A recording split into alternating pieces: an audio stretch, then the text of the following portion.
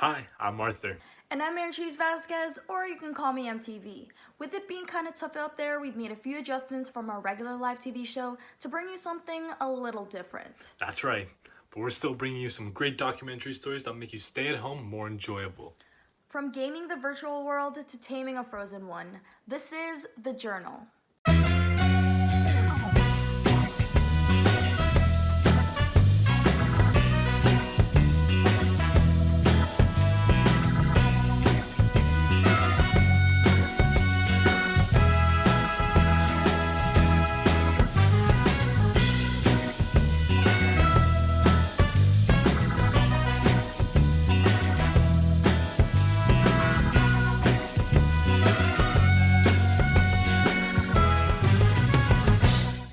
And welcome back to The Journal, everybody. The Journal is produced by second year students here at the broadcasting program here at Centennial College. Normally, we run our shows live stream from the studio at the Story Arts Center, but with the COVID-19 pandemic, we're producing our shows here from home. Anyway, on this episode, we are proud to bring you some fascinating documentary stories. MTV, do you want to tell us what's going on in this show? Considering our current situation, it's interesting to see stories featuring groups of people gathering socially and close together. One of our stories is produced by Ethan Gardiner, where we explore his passion for Shinny hockey. Another of our stories is by Leo Carvalho, where we take a tour of the Bentway. It's a beautiful ice skating path located under the Gardiner Expressway. We also have a story about how smartphone addiction is affecting our lives. I bet we can all say that's becoming a bigger thing right now. And our feature story takes a look at Centennial's recent participation in Global Game Jam, an event where gamers from all over the GTA came together for a weekend at the Story Arts Center to make and play video games as part of a worldwide challenge with participants in more than 100 countries. Alright, well let's take a look at our first story. It's about shinny hockey, one of those great Canadian pastimes where you just need an ice rink or a frozen pond, a few friends, hockey sticks, and a puck. What more do you need? Let's take a look. Well, Shinny's just a game of stick and puck. You don't need any equipment. It's basically a bunch of people come together from a community or friends and you play hockey. You make up your own game. And it's just something people do for fun. My name is Therese. I've been playing hockey for 15 years now. Started skating when I was 3. My name's Jake, and I've been playing hockey since I was the age of 3. My name's Riley, and I've been playing hockey since I was 5 years old. Hockey was my life. It's the only thing you're good at when you play hockey. You can't really read a book after too many concussions, if that counts. Well, I played just for the fun of it because I go with my friends and we play Shinny together. And it's fun, because most of the times other people who are playing Shinny aren't as skilled as you, so you can do whatever you want and just have fun.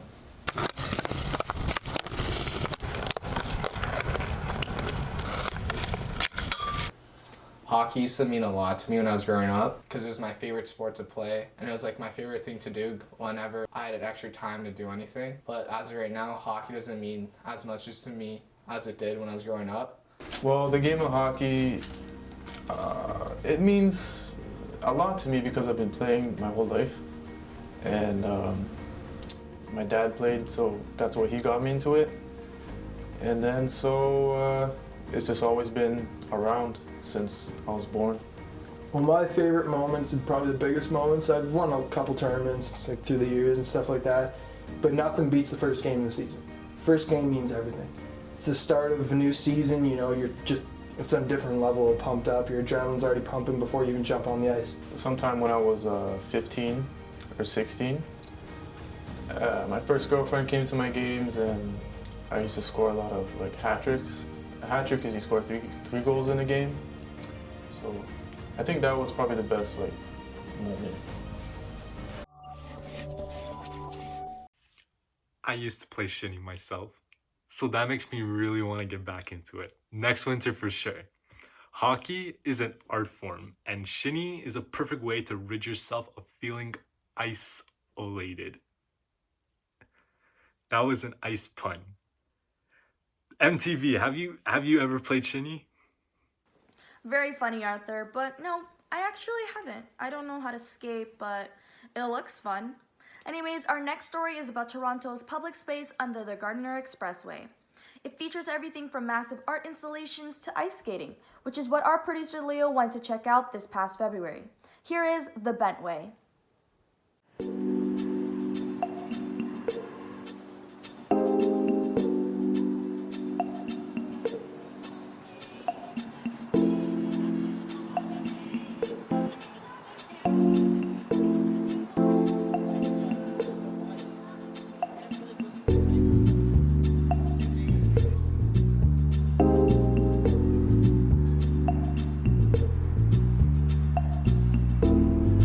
Hi, my name is Daniel, and I'm here to show you the Bentway ice rink.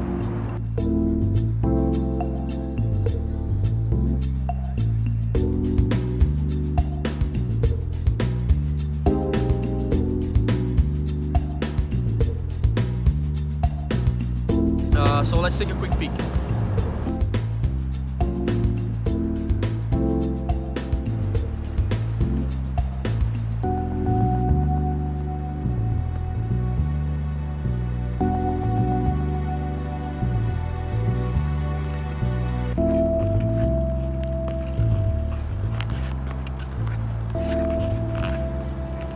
The Bentway was created in 2018. They have art galleries, exhibitions, but my favorite part is when they open the ice rink.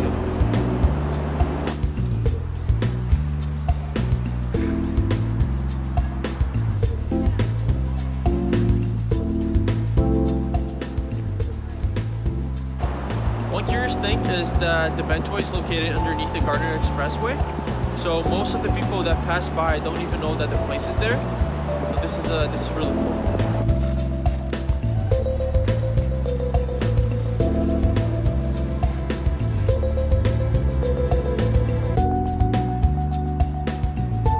I came all the way over from Rio and I wanted to try ice skating. I googled it and I found out that the Bentway was among the top 5 ice skating rinks. I came here, fell on my butt a couple of times, but that's fine because it was really cool. It was a great experience. Hey, I'm Matt, and I like going to the Bentway because there's music, there's bars, and you can ice skate too. It's just a great time. You should go too.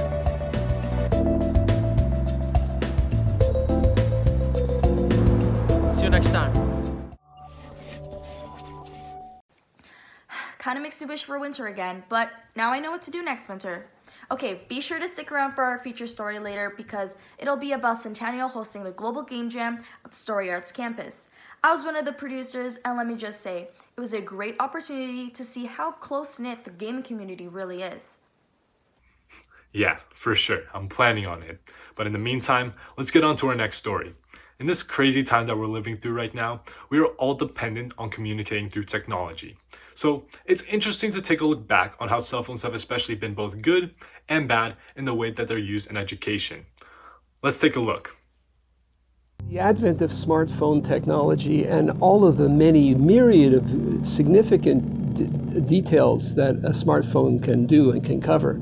I mean, it's a microphone, it's a recorder, it's a sound device, it's a visual, it's a video device. It's an incredibly profound research tool for finding out practically everything.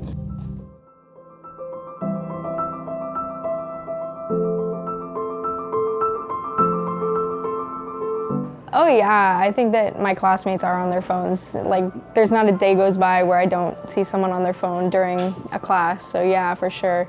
Oh yes, everywhere. Everyone in the class is on their phone.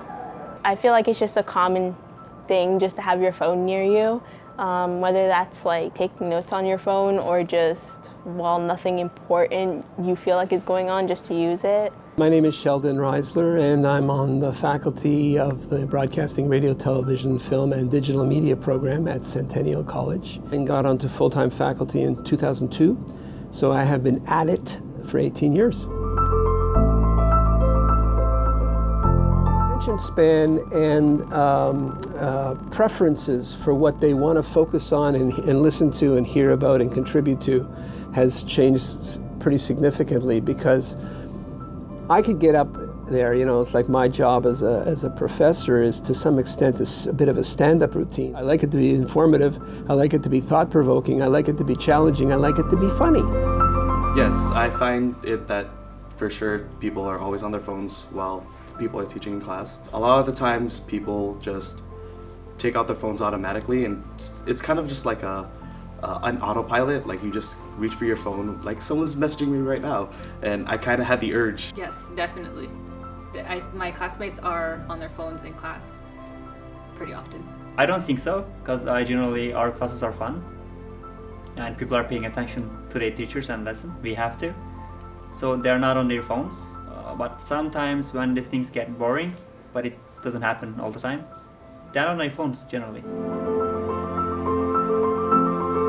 Oh yes, but I try so hard to like not put my ringer on or like my vibration on, so it's like out of view, out of sight, not even touching it. I definitely do find myself getting distracted by my phone in class. Again, like almost every day. I do feel that my classmates are on their phones a lot during class. I feel like it's just a common thing just to have your phone near you, whether that's like taking notes on your phone or just while nothing important you feel like is going on, just to use it. Yes, I get distracted by my phone. There are some instances where I do lose track of what's happening in the class, but I always try to pay attention. Like I would be doing something on my phone or like on my laptop.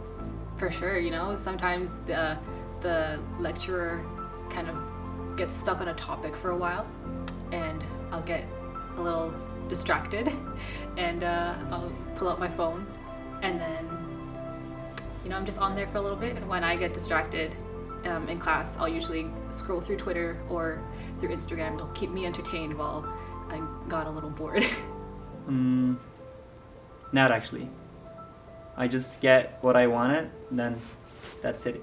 If it gets boring sometimes, you know, but not in a disrespectful way, I just use my phone. No, I don't think that I'm getting distracted by my phone in the class, so I'm paying attention to the class and what is being said in class.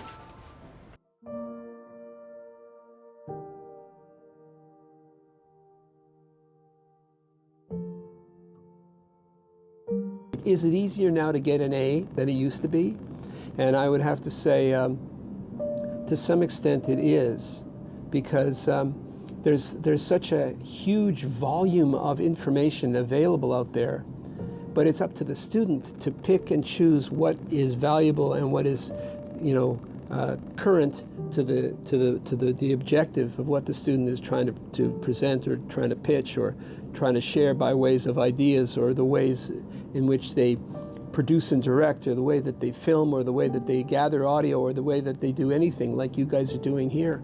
And we get a lot of students who go in that direction, but their qualifications, the prerequisites for them to even be considered in that area has got to be formidable. And what I mean by formidable is not, you know, taking the cell phone and putting it away, and not to say don't use it, but to find the place for where you're going to use it as part of your work style.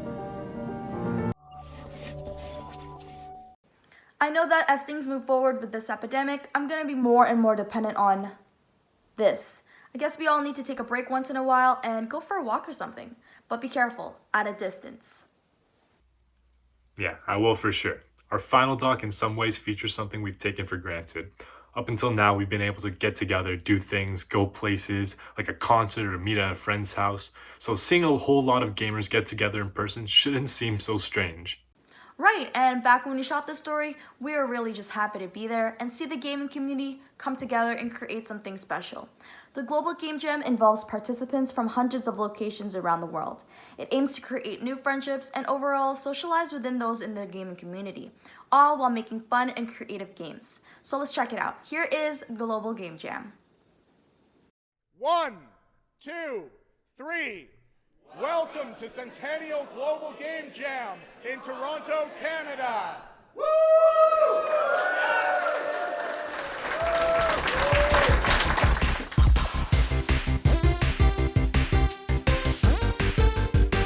Global Game Jam is the world's largest game development event taking place at different locations around the world at the same time. These jammers have to make a new game over the course of 48 hours. Here, we have the first game jam at Centennial College's Story Arts Center, located in Toronto, Canada. There are themes that the games have to follow, and to introduce the theme, we have Brian Sinisag, one of the event coordinators and teachers here at Centennial. The theme here is repair this year. It's always different. Repair could mean anything. repairing a broken heart, repairing a car. It could be, anything at all, repairing a friendship. There's a million things it could be. So it's understanding what that particular theme is. And I think when people first hear it, there's not a lot of yay or anything like that. There's a lot of and they immediately start thinking about what they're going to do to make sure they've got the theme in their idea. So whichever way you push is which way this is facing, and then it thrusts you in the direction of the arrow. Here to talk about what it means to be a floater in the Game Jam, and to talk about the games he's working on, is Benedict, a third-year game development student at Centennial College. I'm currently working as a floater for the Global Game Jam. The job of a floater is more so it's kind of come in single, not really be part of a team, but kind of fill in for any work that a team may need. I'm working for 2 teams actually right now during the early concepting phase of their games.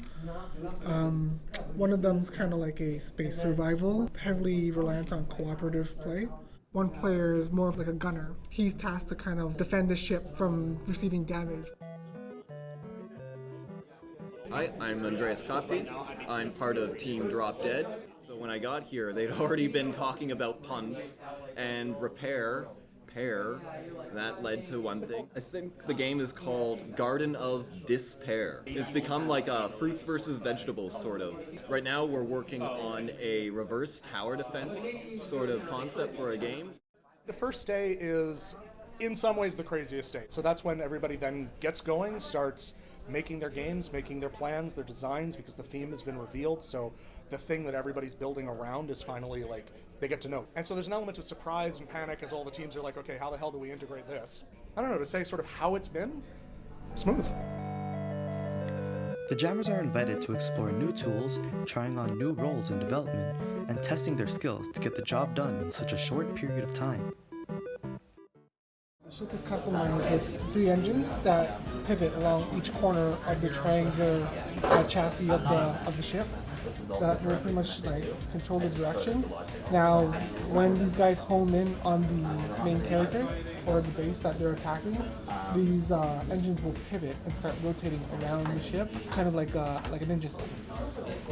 Yeah, that's pretty much day 2.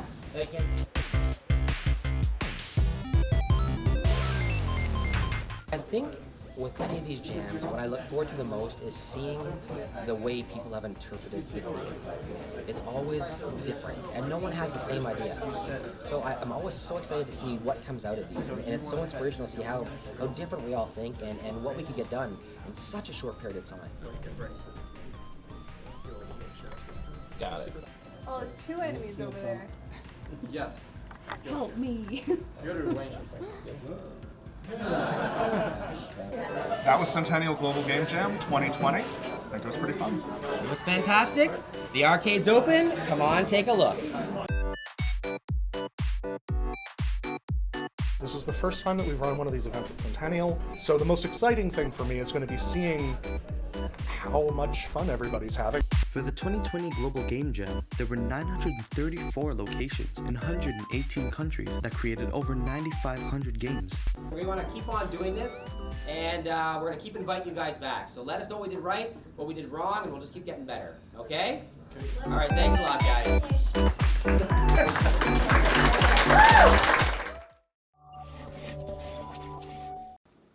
And that's it for today's episode of The Journal. And in this time of being quarantined, you're never alone when you have the journal to stream. So thanks for watching our episode of The Journal, and check out our other episodes being uploaded on this channel as well. There are 2 other broadcasting teams creating shows, so there's lots of documentaries being presented. Check them out. I'm Therese Vasquez. Bye for now. And I'm Arthur Kravtsov. Thank you for watching. We'll see you soon.